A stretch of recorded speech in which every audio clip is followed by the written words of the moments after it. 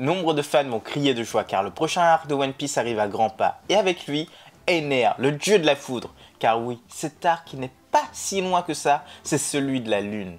On le répète et on le répète, c'est celui où les mystères du siècle oublié vont refaire surface et ceux où on aura des réponses sur le monde d'avant. Vous n'y croyez pas? Eh bien restez les Nakamas car ça va vous bouleverser. Et bienvenue sur Rêve Télé Nakama. Et la théorie d'aujourd'hui va se vérifier dans les prochaines semaines.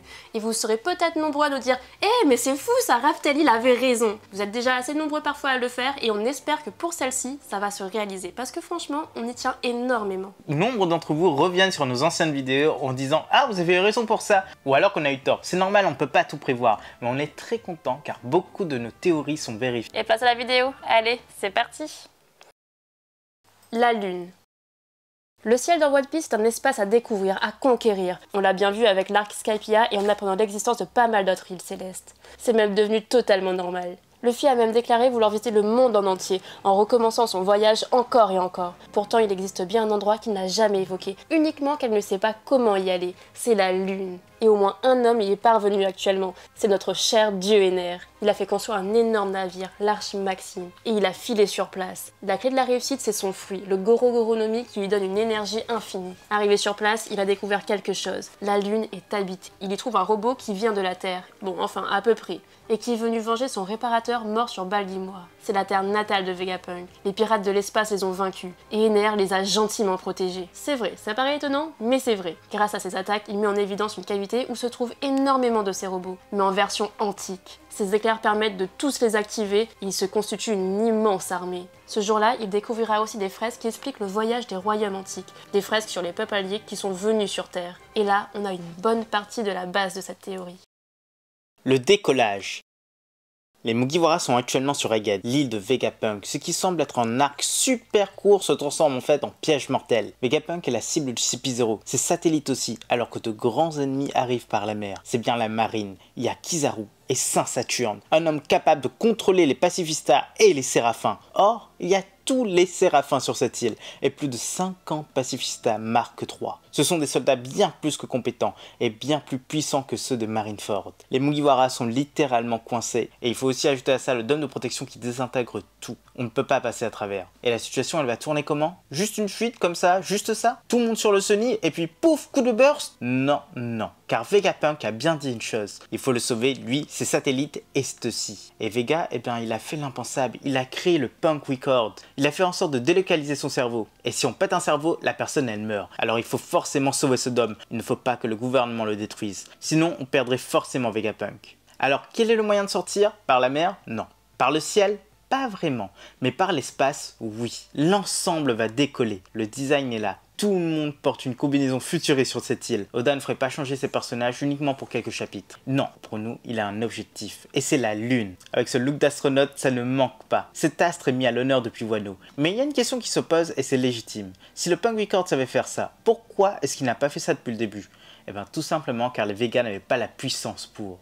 Dès le début de cet arc, Oda a martelé deux choses. La première, c'est le fait que les séraphins obéissaient en priorité au Gorosei. Et là, il y a un de ses membres qui arrive. L'autre, c'est la soi-disant énergie antique, le fait que c'est ça qui faisait bouger le robot antique caché dans le sous-sol d'Egghead, mais aussi qui faisait la puissance du royaume antique. Ener, lui, il a utilisé son électricité, mais surtout, il avait en très grande quantité. Sa puissance était illimitée. Et là, sur Egghead, il y a une source d'énergie ancienne, une source qui pourrait être illimitée. Et c'est celle de Nika, le dieu du soleil. C'est un astre en lui-même. Et c'est ça que les Vega vont utiliser, surtout Shaka. Il a dû voir la transformation, il a mesuré l'énergie, et il s'en est rendu compte. Cette énergie est full compatible. Nika a le soleil en lui. Et hop, il a stocké tout ça. Et en ce moment même, il draine toute l'énergie de Luffy en continu. Tout ça pour pouvoir faire décoller le Punk Record. Voilà pourquoi le héros est aussi KO. C'est aussi l'énergie de Nika qui permettrait au petit robot de vivre sur la planète Lune. Petite preuve supplémentaire. L'électricité, c'était uniquement pour transférer cette énergie. Mais la source devait être le fruit du démon de Luffy. Les actes. Mais pourquoi aller sur la Lune et que vont-ils faire là-bas? La question est bien plus complexe. Tout d'abord, c'est la finalité du Punk Record. Ce n'est pas un hasard si les Vegas sont appelés satellites, car tout est lié au cerveau, au Punk Record. Il est destiné à rester dans l'espace. Il va devenir un satellite intégral, un satellite d'information pour l'avenir. Ce sera l'internet mondial de One Piece. La première source d'information et tout le monde pourra la consulter et l'écrire. Mais avant ça, l'équipage va faire une petite escale sur la Lune. Et ils vont forcément y retrouver Ener. L'interaction sera étonnante, mais surtout, Ener sera incapable de lutter contre Luffy. Celui-ci est maintenant capable de saisir les éclairs. Mais bon, pour l'instant, on n'en sait pas plus. Côté du vrai Vegapunk, il sera avec eux. Oui, il a disparu, mais il a disparu pour une raison. Une personne l'a enlevé, une personne qui est là depuis le début, que tout le monde oublie et qu'on oublie vraiment très vite. C'est bien Caribou. Il a cette fâcheuse manie d'enlever des personnes importantes. Et là aussi, il n'y arrivera pas. Et Vegapunk sera forcément libéré par les Mugiwara. De l'autre côté, Robin trouvera les infos sur les royaumes antiques. Enfin, plutôt sur leur préquel. Et elle découvrira l'histoire d'avant. Pas celle de la Grande Guerre, mais celle du départ de ces peuples. Et elle comprendra qu'ils étaient considérés comme des envahisseurs venus d'un autre monde. Car pour nous, c'est bien ça la guerre du siècle oublié. C'était une lutte entre les peuples ailés et les humains. Cet arc évidemment va poser les bases, mais les dernières infos seront forcément données sur la dernière des îles. Mais tout de suite, on vous fait une petite interprétation de notre part. L'histoire.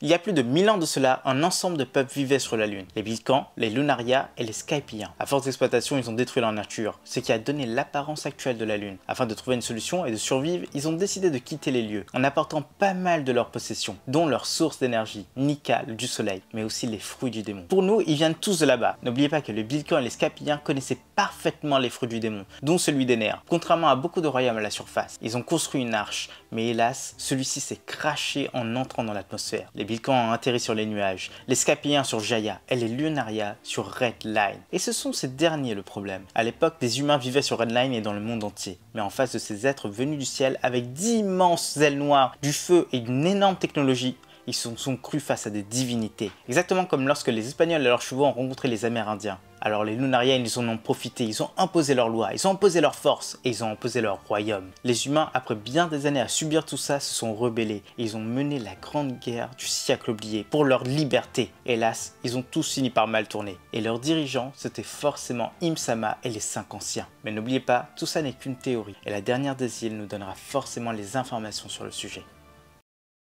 Et voilà Nakama, c'est déjà la fin de cette vidéo, on espère que ça vous a plu, donc si c'est le cas, n'hésitez pas à laisser un petit like, un commentaire pour nous donner vos propres théories ou alors ce que vous en avez pensé. Et n'oubliez pas également de vous abonner, ce n'est pas déjà fait. A bientôt les accros de One Piece.